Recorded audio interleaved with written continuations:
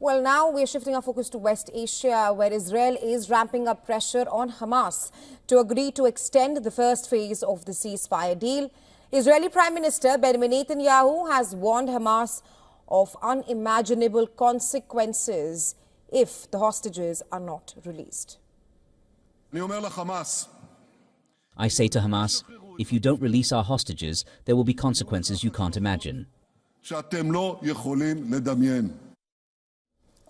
Israel has already blocked aid going into Gaza since Sunday. Dozens of trucks carrying aid for Gaza are not being allowed to enter the war-battered territory.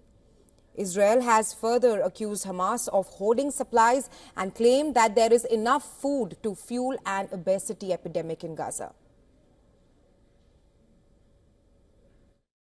Hamas have hoarded for months and months of supplies.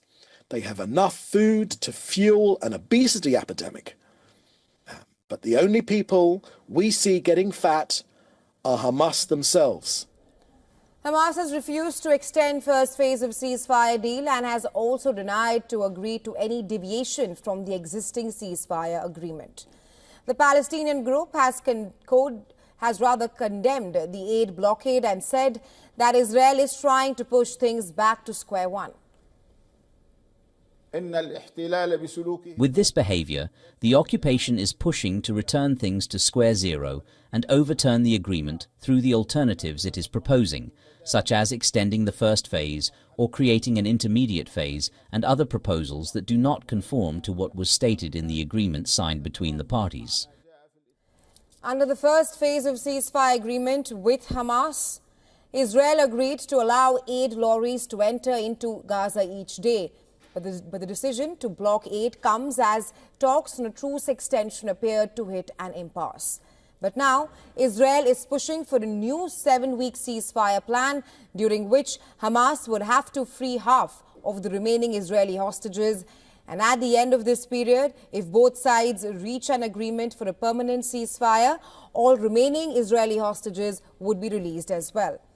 Besides aid cuts, Israel is also planning measures that would include relocating civilians from northern Gaza, cutting off electricity supplies, and possible resumption of a full-scale war if Hamas refuses to comply. Israel's aid blockade has sparked global reactions as well. Truce mediators, Egypt and Qatar, accused Israel of blatantly violating the ceasefire deal by blocking aid supplies. Saudi Arabia condemned the decision as blackmail and collective punishment, calling it a flagrant violation of international law. Jordan has condemned Israel's decision as well, warning that it could reignite the fighting. Germany, too, has condemned moves to block aid, saying supply of aid cannot be used as a bargaining chip in negotiations. Of the 251 captives taken during Hamas's October 2023 attack, 58 remain in Gaza, including 34 that the Israeli military has confirmed are dead. Meanwhile, the pressure is building on Israeli Prime Minister to get the remaining hostages out of Gaza.